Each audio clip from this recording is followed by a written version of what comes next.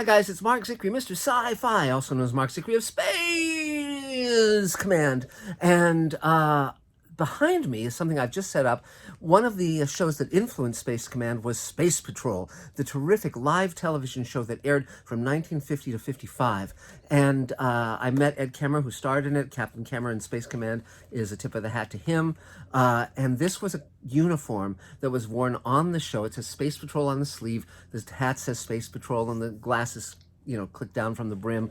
And this was also worn on promotional tours where they would have the Ralston rocket, a full-size rocket from Space Patrol, and they would the crew members would be wearing this outfit. So very cool. And I thought it'd be fun and appropriate to talk about the beginning of science fiction television and then talk where we've come now with a specific look at Foundation, the new show on Apple TV that has just concluded its first season. Now, let me give you a little bit of the history of Foundation. For many, many, many decades, the major works of 1950s science fiction, there have been people trying to adapt them, whether it was Childhood's End or The Star's My Destination, also known as Tiger Tiger by Alfred Bester, or the Foundation trilogy by Isaac Asimov. There have been many, many, many, many attempts over the years. The Martian Chronicles is another book that has been attempted. And the challenge with a lot of those books, and particularly with Foundation, is that it's based on an idea, a notion, and it has a wide, wide, wide scope. It's an epic science fiction trilogy, but it doesn't really follow characters all the way through. So this presented those who would adapt it for TV with a challenge. And so let's go into the background on Foundation.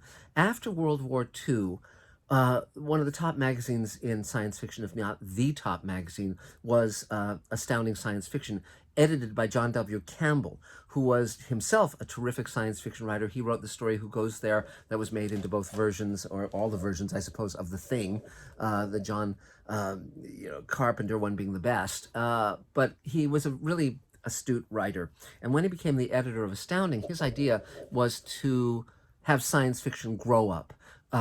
Previously had been sort of adventure stories and not scientifically accurate. He wanted to bring a scientific accuracy to the stories. He wanted to bring an imagination. He wanted to basically have the work be better. And a lot of the writers had gone through World War II, and they were more mature now. And so he saw an opportunity. And a lot of the stories were set in the near future, many of them on Earth or within the solar system. And there had been two writers before this who had written these vast, epic science fiction stories that spanned thousands and thousands of years. One was Olaf Stapleton with Last and First Man and Star Maker, and the other was E. Doc Smith with his Triplanetary, books and the Lensmen series and all of that. But John W. Campbell had another idea, and so he and Isaac Asimov, who had already started publishing from a very young age, just said, what if we could do a story that would follow a new science? We would invent a new science, and then we'd follow the repercussions of that over many thousands of years through the life of a galactic empire. Basically, the rise and fall of the galactic empire, as Edward Gibbons had written The Decline and Fall of the Roman Empire a few centuries earlier. So this was a very interesting idea. And so Asimov, who ultimately would write over 300 books, he was amazingly prolific, and here he was a young man, of course.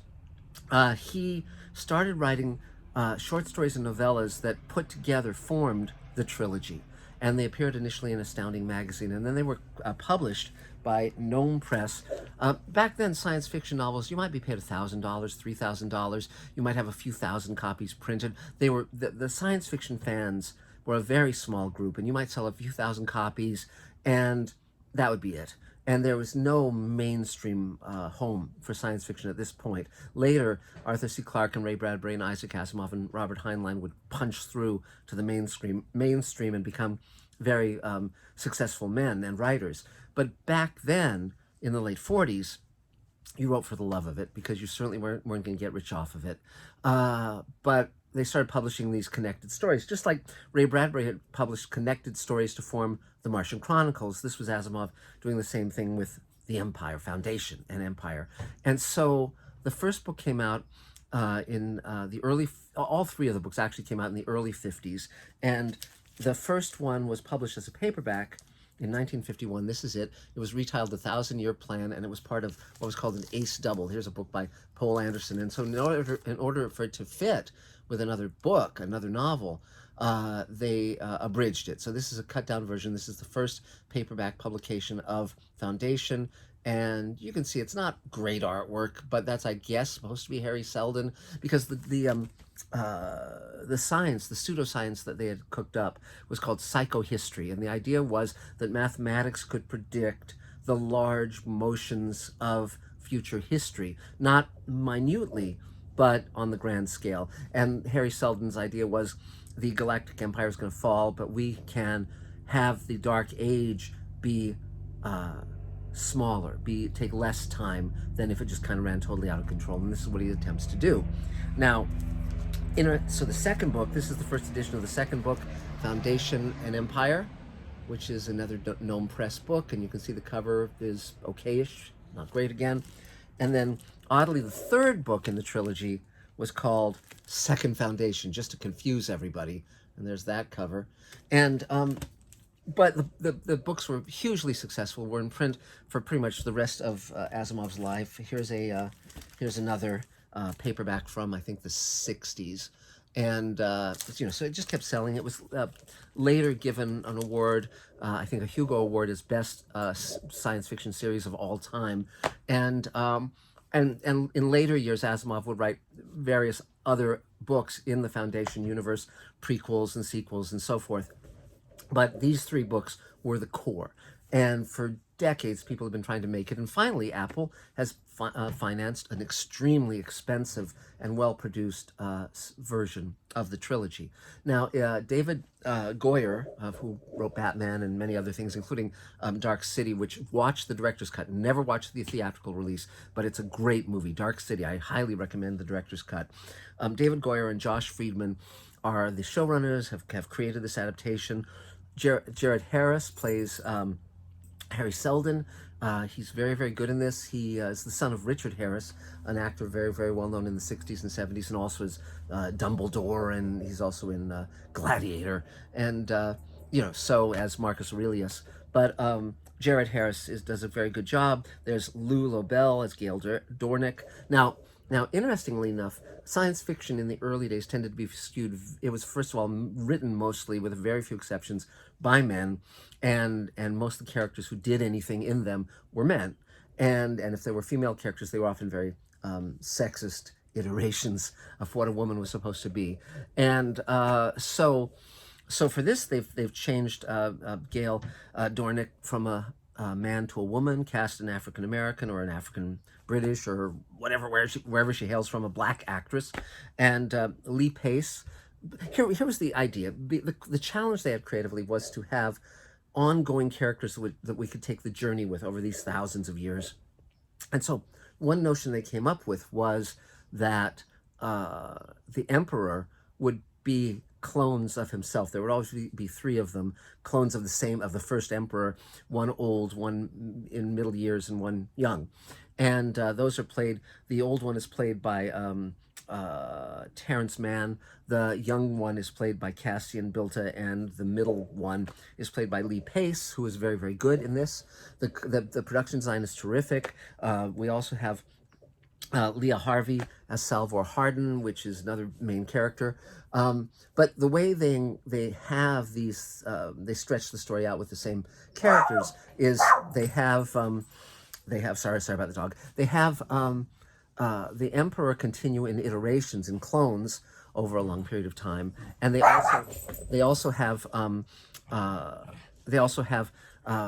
various characters get put in cryosleep, various characters murdered and then rendered as holograms, and so forth. Many of these things do not happen in the original books, and so it is a very different animal. In terms of whether it's worth your time, in terms of whether you should watch it or not, here's what I'll say about it. It's gorgeous looking. The production design is terrific. The costume design is very, very good. It's very solid. It takes a long time to get going. For a number of episodes, you're saying, well, who are the main characters? Who am I supposed to be paying attention to?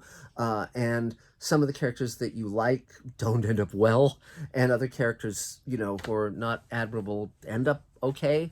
And I know that's like real life, but it makes it harder kind of to stay emotionally engaged in the story.